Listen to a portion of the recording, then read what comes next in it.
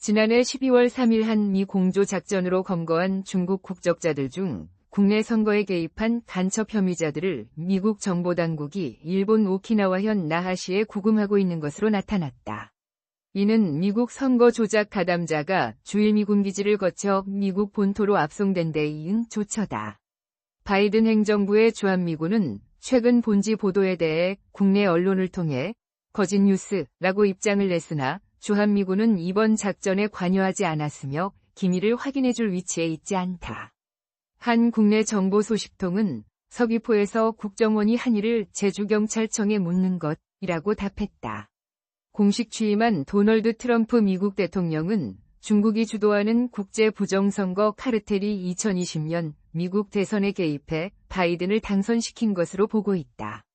지난해 12월 기준 트럼프 당선인이 관여한 한미 공동작전은 바이든 정부와 정보를 전혀 공유하지 않았을 것으로 추정된다. 22일 복수의 국내외 정보 소식통에 따르면 12.3 비상계엄 당일 계엄군은 미군과 공동작전으로 경기 수원시 선거관리용 수원 서쪽 A 건물을 급습해 중국 국적자들의 신병을 확보했다.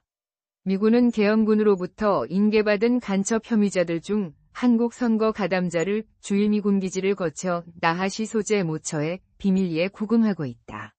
이들을 억류하고 있는 장소는 오키나와에 있는 가데나 미 공군기지와 인접한 곳이다. 사안에 정통한 이들 소식통은 나하시에 미국이 관리하는 모처에 구금하고 있다고 본지에 밝혔다. 여전히 일본에 신병을 두고 있는 배경을 묻자 한국에서 간첩법만 마련되면 즉시 신병 인도가 가능하게 한 것으로 우리는 이해한다. 고 구체적으로 덧붙여 설명했다. 한국 현행법으로는 중국인이 간첩죄를 저질러도 처벌하지 못한다. 중국인을 간첩죄로 처벌할 수 있는 간첩법 개정안은 국회의 다수를 차지하는 더불어민주당의 반대로 부결됐다. 윤석열 대통령 측 변호인단은 21일 열린 탄핵심판 3차 변론에서 민주당의 간첩법 반대로 국가 안보에 심각한 차질을 빚고 있다. 고 지적한 바 있다. 미국 선거에 개입한 중국인 혐의자들은 일찌감치 미국으로 압송됐다. 본지는 복수의 소식통을 인용해 붙잡힌 중국인 간첩 혐의자들 중 주범으로 체포 대상에 오른 이들은 항공편을 통해 선순위로 일본 오키나와 미군 기지를 거쳐 미국 본토로 보내져 신문이 이뤄졌다. 고 보도했다. 본지 1월 21일자 일면 단독 중부정선거 간첩단 일부 미 본토 압송 보도 참조위에 따라 새롭게 들어선 트럼프 2기 행정부가 한국과 미국에서 각각 사법 처리에 나서는 방안도 검토 중인 것으로 해석된다.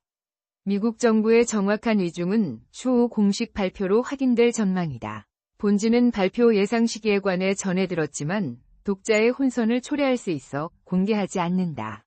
미국 정부의 발표 방식에 관해선 아직 입수한 정보가 없다.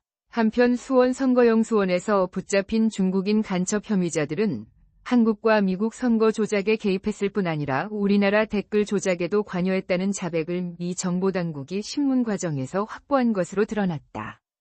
구체적으로 중국 간첩 혐의자들은 프로젝트 목인으로 알려진 인공지능을 접목한 매크로를 개발 적용해 온 것으로 나타났다.